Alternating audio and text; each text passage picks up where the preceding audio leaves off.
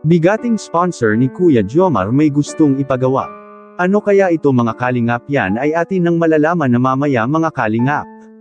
Isang mapagpalang araw sa inyong lahat mga kalingap, sanay hindi nyo po makalimutan na mag-like sa video na ito. At paunawa tapusin muna ang kabuuan ng video na ito mga kalingap at para malaman ang nilalaman nito. At maraming salamat po mga kalingap sa pagpatuloy na pagsuporta lalo na kay Kuya Val Santos Matubang at Kalingap Rab. Nang dahil sa ginawang meet and greet ng Team Kalingap doon sa Macau, Hong Kong ay napakadami na ang nakakakilala ng Team Kalingap ngayon. At halos para na ding isang celebrity si Kalingap Rab kapag ng ibang bansa ito dahil sa daragsain talaga ng mga supporters at pagkakaguluhan ito.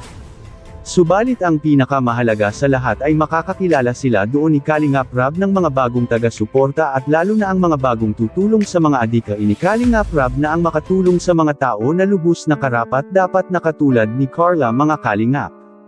May mga suggestion rin ng ilang taga-subaybay na sana anya'y bigyang gap muna sila Carla at Kuya Jomar mga kalingap. Katulad sa dapat sana ay hindi muna maghawakan ng kamay ang dalawang magtambalan na ito.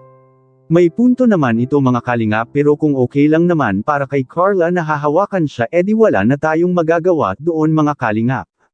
Dahil sa marami din ang kikiligin kapag naghawakan ng kamay ang dalawang bagong sikat na love team na ito.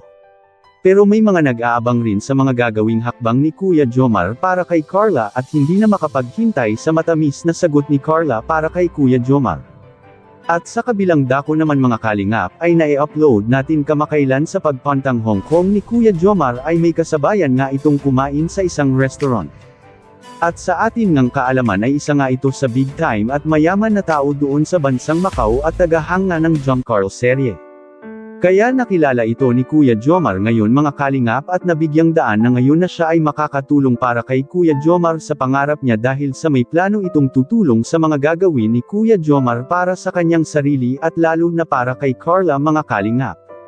Hindi ko sinabing ang babae na ito ay girlfriend ni Kuya Jomar mga kalingap, bagkus ay nilinaw natin na ang tunay na pakay ng babae na ito para kay Kuya Jomar ay ang tumulong siya para sa mga pangarap ni Kuya Jomar at sa kanyang ginagawang vlog na wala ring ibang hangarin na ang tumulong at makatulong sa mga taong lubos na nangangailangan. Kaya ito ang dahilan na kahit kakadating lang nila mga kalingap ay nakaschedule na naman ang pabalik nilang Hong Kong dahil may mag-sponsor sa kanila na pababalikan ang Team Kalingap doon. Masasabi nating ito na ang simula ng mga pangarap ni Kuya Jomar na makamit niya at sana ang hiling ng karamihan na ipagpatuloy sana ni Kuya Jomar ang kabaitan niya sa kanyang paligid at lalo na kay Carla mga kalingap. Ano po ang masasabi niyo po tungkol dito mga kalingap? Please comment and God bless you all.